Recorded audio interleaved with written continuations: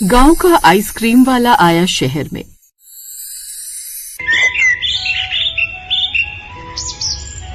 रामपुर गांव में गली की कच्ची कच्ची सड़कों के बीच एक पुरानी सी साइकिल चली आ रही थी, जिसके पीछे बंधा था एक नीला सा आइसक्रीम का डब्बा। उस डब्बे पर लिखा था मीठी मीठी आइसक्रीम वाला। उस साइकिल पर गांव का लड़का सुमित चला आ रहा था, जिसकी उम्र तकरीबन 25 साल थी। उसे ये काम करते हुए 3 साल हो गए थे। वो हर बार गर्मियों में आइसक्रीम बेचने निकल पड़ता। उसके घर में उसकी बूढ़ी माँ जानकी रहती थी। रोज की तरह उस रोज भी वो सारा दिन धूप में आइसक्रीम बेचकर घर लौटा तो अपने माथे का पसीना पोंछते हुए घर में आया। आ गया सुमित बेटा? हाँ माँ, लेकिन आज फिर कुछ खास कमाई नहीं हुई। आज भी मुश्किल से बस 80 रुपए की कमाई हुई है। क्या आज फिर इतनी कम कमाई?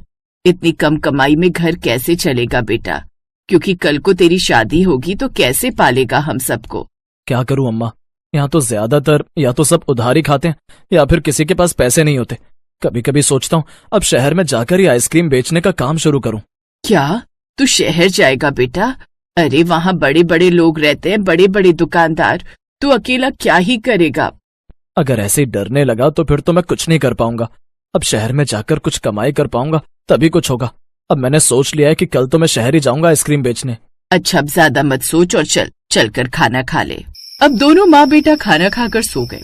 फिर अगले दिन सुबह सुबह गांव में न जाकर अपनी साइकिल लेकर आइसक्रीम के डिब्बे के साथ शहर की ओर निकल पड़ा।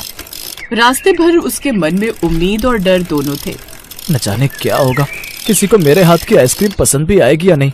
माँ कह तो सही रही थी, वहाँ तो बड़े बड़े आइसक्रीम वाले हैं। रास्ते भर सुमित यही सब सोचता रहा। फिर शहर पहुँचते ही अचानक से उसकी आंखें चौंधी आ गईं। शहर में ऊंची ऊंची इमारतें, चमकती दुकानें और हर तरफ सड़कों पर गाड़ियों की आवाज। उसके लिए तो ये सब कुछ जैसे नया था। अरे बाप रे, हमने तो जितना सुना था उससे कहीं ज्यादा अलग है इस शहर की दुनिया। और यहाँ तो कितनी बड़ी बड़ी दुकानें हैं। ऐसे में भला कोई मेरे हाथ की बनी हुई आइसक्रीम क्यों खाएगा? सुमित ने देखा वहाँ काफी सारे आइसक्रीम के ठेले और दुकानें थी, जहाँ से लोग महंगी महंगी आइसक्रीम खरीद रहे थे। ये देख वो अंदर ही अंदर घबरा रहा था। नहीं नहीं सुमित, ऐसे घबरा कर तो काम नहीं चलेगा। हिम्मत रख सुमित। यही सोचकर कुछ देर बाद सुमित एक बड़े पार्क के पास जाकर खड़ा हो गया और आवाज लगाने लगा, आइसक्रीम ले लो, ठंडी मीठी आइसक्रीम ले लो। उसकी साइकिल पर लगे नीले डब्बे को देखकर बच्चे उसे बड़ी हैरानी से देखने लगे, क्योंकि इससे पहले उन्होंने इस तरह किसी आइसक्रीम वाले को नहीं देखा था। मम्मी ये कौन है? इसकी आइसक्रीम तो ब्रांडेड नहीं लगती, और ऐसे किसी को पहले आइसक्रीम साइकिल पर डब्बे में बेचते हुए भी नहीं देखा। नहीं बेटा, ये मत लेना, पता नहीं कैसी होगी। चल मैं तुझे सामने वाले मॉल से आइसक्रीम दिलवाती हूँ। ये सुनकर तो सुमित का दिल टूट गया। कमाल है, गांव में तो मेरे आने पर बच्चे कितने खुश हो जाते थे, लेकिन यहाँ तो कोई बात तक नहीं कर रहा। थोड़ी देर तक वो वहीं उस पार्क के पास खड़ा रहा। तभी कुछ देर बाद पास के घर से काम करके निकल रही एक औरत अपनी बच्ची के साथ वहाँ से गुजर रही थी। मम्मी मम्मी, मुझे आइसक्रीम खानी है। बेटी, अभी मालकिन ने तनख्वाह भी नहीं दी है और मेरे पास बस ये 10 रुपए का ही नोट है, और इतने में तो आइसक्रीम आने से रही। मम्मी वो देखो नया आइसक्रीम वाला, चलो ना। अच्छा ठीक है चल। अब वो अपनी माँ के साथ उसके पास आती है। भैया कितने की है ये आइसक्रीम? बहन जी 5 रुपए की भी है, 10 की भी है, कौन सी दूं? 5 रुपए की सुनकर उसने झट से उसे पैसे देते हुए कहा, ठीक है 5 वाली 2 कर दो। उस औरत ने 2 आइसक्रीम ले ली, एक अपने लिए और अपनी बेटी के लिए। उस आइसक्रीम में खोए और इलायची का टेस्ट था, जो कि गांव के प्योर दूध से बना था, इसलिए उन दोनों को वो आइसक्रीम बड़ी पसंद आई। वाह अंकल, ये तो बहुत टेस्टी है। हाँ भाई साहब, इतने कम दाम में इतनी अच्छी आइसक्रीम मिल गई, हमारा तो दिन ही बन गया। शुक्रिया बहन जी। वो दोनों खुशी खुशी घर लौट गई, लेकिन उनकी बात आसपास के खड़े लोगों ने भी सुन ली और अब वो भी उसके पास आए। क्या रे, नया लगता है यहाँ? हाँ साहब, गांव से आया हूँ। अच्छा, बड़ी तारीफ कर रही थी वो माँ बेटी तेरी आइसक्रीम की। ला, अब हमें भी तो चखा। सुमित ने झट से उन्हें आइसक्रीम बना कर दी। उस रोज उसकी 120 रुपए की कमाई हुई। पहले दिन जो कमाई हुई उसी से वो खुश था। आज इतनी कमाई हुई वही काफी है, लेकिन कल क्या पता और भी ज्यादा कमाई हो। अब शाम होने लगी है, गांव की ओर लौट चलता हूँ, आने जाने में भी तो टाइम लगेगा। यही सोचकर सुमित घर की तरफ चल पड़ा। फिर अगले दिन सुमित शहर की तरफ उम्मीद से निकल गया।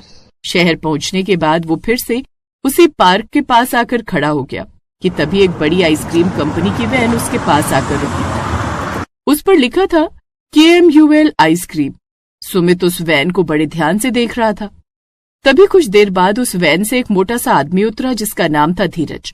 वो सुमित के पास गया और घमंडी आवाज में कहने लगा, ओए, तुझे यहाँ खड़े होने की इजाजत किसने दी? इजाजत? जी मैं तो आइसक्रीम बस बच्चों को बेच रहा था ताकि घर खर्च के पैसे कमा सकूं। अरे ये इलाका हमारा है, यहाँ सिर्फ हमारी कंपनी की आइसक्रीम बिकेगी, समझे? चल अब अपनी साइकिल लेकर निकल यहाँ से। भैया मैं तो गरीब आदमी हूँ, बस 2 वक्त की रोटी के लिए आया हूँ। गांव में बूढ़ी माँ है, उनकी दवाई रोटी के लिए थोड़े पैसे कमा लूं, वही बहुत है। अरे तो मैं क्या करूं? सुन, ये हमारा इलाका है, यहाँ हम आइसक्रीम बेचते हैं। कल को तू यहाँ दिखा तो अच्छा नहीं होगा। अरे ये अच्छी दादागिरी है। यहाँ क्या किसी का नाम लिखा हुआ है? हाँ, ज्यादा जुबान चलाने की कोशिश मत कर। अब जैसा कहे वैसा कर। कल से तू यहाँ दिखना नहीं चाहिए, समझा? अब ये बात सुनकर सुमित का दिल बैठ गया। उसके सामने उस चकाचौंध वाले शहर की हकीकत आ चुकी थी। वो उस जगह उदास खड़ा रहा। कुछ देर बाद वही कल वाली औरत अपनी बेटी के साथ उसकी साइकिल पर आइसक्रीम खाने आई। भैया आपकी आइसक्रीम सच में बहुत टेस्टी थी। मैं और नेहा तो उसका स्वाद ही नहीं भूल पाए। वो औरत यानी कि सुनीता उससे ये सब कही जा रही थी, लेकिन वो तो जैसे अपने ही ख्यालों में डूबा हुआ था। भैया क्या हुआ? आज उदास क्यों हो? फिर सुमित ने उसे सब बता दिया। ओह, तो ये बात है। खैर कोई बात नहीं भैया, मैंने आपकी आइसक्रीम चखी, बहुत स्वाद है इसमें और दाम भी कम है।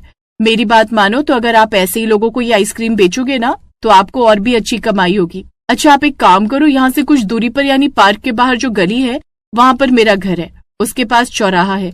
आप वहीं खड़े होकर अपनी आइसक्रीम बेचा करो, फिर मैं देखती हूँ कौन आपको यहाँ से हटाता है। ये सुनकर सुमित खुश हो गया। अगले दिन से वो उस शहर आया तो सुनीता के घर के पास अपनी साइकिल लेकर खड़ा हो गया। सुनीता अपनी पड़ोसन से, रमा बहन एक बार इन भाई साहब के हाथ की बनी हुई आइसक्रीम चख कर देखो, कितना स्वाद है इनकी आइसक्रीम के आगे तो बाजार की आइसक्रीम भी फेल है और इनकी आइसक्रीम के दाम भी बड़े कम है। क्या सच में? तो भैया हम सबके लिए एक आइसक्रीम लगा दो। सुमित ने उसे आइसक्रीम लगाकर दी, जिसे खाते ही रमा के भी होश उड़ गए। उसे खाते ही वो बहुत ही टेस्टी लगी और अब एक एक कर और भी ग्राहक उसके पास आने लगे। साथ ही गली के बच्चे धीरे धीरे उसकी आइसक्रीम खाने लगे। धीरे धीरे आसपास के मोहल्ले में उसकी आइसक्रीम के चर्चे होने लगे और उसके ग्राहक बढ़ने लगे। ऐसे ही एक रोज जब एक अमीर औरत उस मोहल्ले में किसी काम से आई, तभी उसने देखा कि सुमित के आसपास काफी भीड़ है। अरे ऐसा क्या है यहाँ जो इतनी भीड़ है?